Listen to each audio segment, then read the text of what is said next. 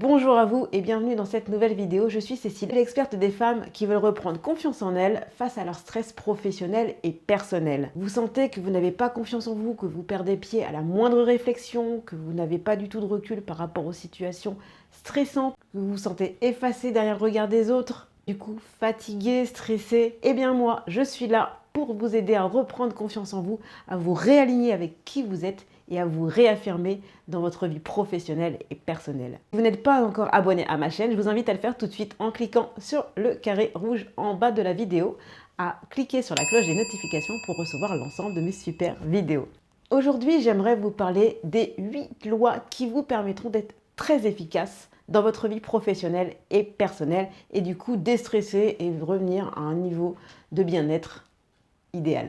C'est sûr que votre vie est rythmée par des moments plus ou moins stressants, plus ou moins prévus, plus ou moins heureux. Dans la plupart des cas, ce n'est pas la situation qui est stressante en réalité. C'est le focus qu'on met sur cette situation, la valeur qu'on lui apporte.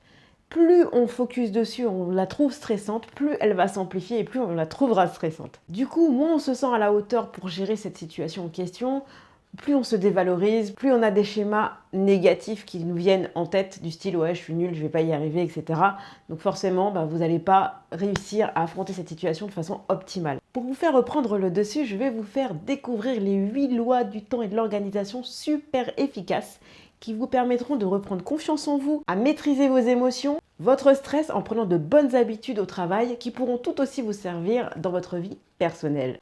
La loi numéro 1, la loi Douglas. Trier, ranger, vider tous les jours votre bureau. Effectivement, plus vous avez de la place, plus vous disposez justement d'espace pour travailler, plus vous êtes zen dans votre tête et optimal pour travailler. Le soir, en partant de votre travail, vous rangez, vous triez, vous jetez et vous prenez cette habitude tout au long de la journée. Vous verrez que vous serez beaucoup plus efficace dans un endroit zen et rangé. Loi numéro 2, la loi Carlson.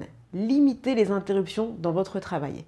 Effectivement, on est beaucoup plus efficace lorsque on fait un travail en continu plutôt que quand on est interrompu tout le temps. Effectivement, c'est hyper dérangeant et en plus on met du temps à se remettre au travail et être efficace. Donc le mieux, c'est justement d'imposer votre emploi du temps aux gens avec qui vous travaillez, de mettre votre téléphone portable sur silencieux et si des interruptions sont obligatoires, de les limiter au maximum. Loi numéro 3, la loi de Murphy, garder du temps pour l'imprévu. Une tâche prend toujours plus de temps que l'on avait prévu à l'origine et elle peut être aussi interrompue par les imprévus.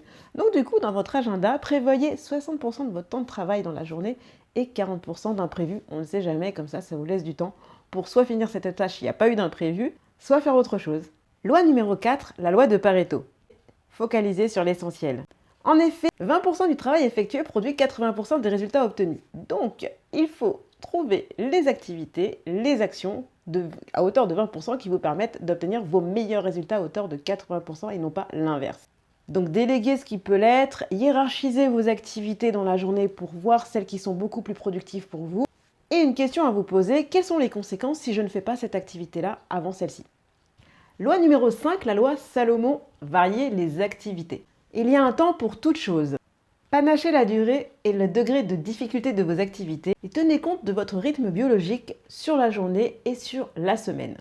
Loi numéro 6, la loi Parkinson. Alors, pas la maladie effectivement, mais la loi qui permet de fixer des délais. Effectivement, quand on a un temps donné pour réaliser une tâche, généralement on va jusqu'au bout de ce délai pour la réaliser, alors qu'en réalité, si on s'organise bien, on peut la réaliser dans un temps un peu plus court. Combien de fois ça vous est déjà arrivé, j'en suis sûre, avant un examen ou avant un devoir à rendre à l'école ou même au travail, un projet à rendre, vous vous y prenez comme vous voulez au début, tranquillou, et puis plus l'échéance arrive et plus vous êtes speed. Et du coup, vous utilisez le temps au maximum et vous n'êtes pas nécessairement productif parce qu'en plus vous prenez au dernier moment pour réaliser cette tâche. La loi Parkinson vous permet au contraire de considérer ce temps différemment. Fixez-vous des échéances réalistes à réaliser, découpez en plusieurs tâches vos objectifs à atteindre et ne repoussez pas les échéances que vous êtes fixées. Loi numéro 7, la loi Laborie, commencez par le plus difficile. Il faut savoir que l'homme est doté d'un programme biologique qui lui permet de rechercher le plaisir en premier. Ça vous est souvent arrivé dans votre zone de confort, dire « ah non, je préfère faire ça parce que ça j'adore ». Alors que vous avez d'autres choses à faire beaucoup plus importantes mais qui vous saoulent. C'est le principe. Donc, commencez votre journée par le plus difficile, le plus pénible pour vous. Et d'ailleurs, il y a un livre que je vous recommande qui s'appelle Avaler le crapaud de Brian Tracy, qui est très très fort là-dessus, sur la procrastination, éviter de reporter les choses au lendemain, etc. Je vous invite à regarder ma vidéo là-dessus d'ailleurs. Et commencez par ce qui vous est le plus pénible, parce que souvent c'est le plus important et c'est la chose qui va vous permettre d'atteindre vos objectifs plus rapidement. Une fois cette tâche réalisée, récompensez-vous. Cette petite victoire est réalisée et justement pour vous motiver pour la suite, je vous invite à vous faire plaisir d'un petit truc qui marque le coup, comme quoi vous avez bien agi dans la journée. Et la loi numéro 8, la loi Illich, c'est la loi qui vous permet de prendre des pauses. En fait, notre concentration ne reste réellement fixe que pendant 45 minutes. Au-deçà de ces 45 minutes, voilà, on a le corps qui s'affaisse, on a la tête qui penche, on commence à avoir des pensées négatives, on se fatigue, l'énergie n'est plus là. Donc, faites une pause toutes les 45 minutes, ce qui vous permettra de repartir vraiment dans de meilleures conditions, d'être au top, d'avoir une énergie positive et de revenir beaucoup plus concentré et plus focus sur votre objectif. Si vous n'êtes pas encore abonné à ma chaîne, faites-le tout de suite en cliquant sur le petit carré rouge avec l'activation des cloches de notification pour recevoir l'ensemble de mes vidéos. Je vous offre avec grand plaisir un bilan personnalisé. Je vous invite pour ce faire à remplir le formulaire qui se trouve sous cette vidéo. Je me ferai un grand plaisir de vous détecter avec vous vos problèmes de manque de confiance en vous, de stress au travail et donc personnel chez vous. En attendant, adoptez ces 8 lois du temps qui vous feront gagner un temps de fou. Ciao, ciao!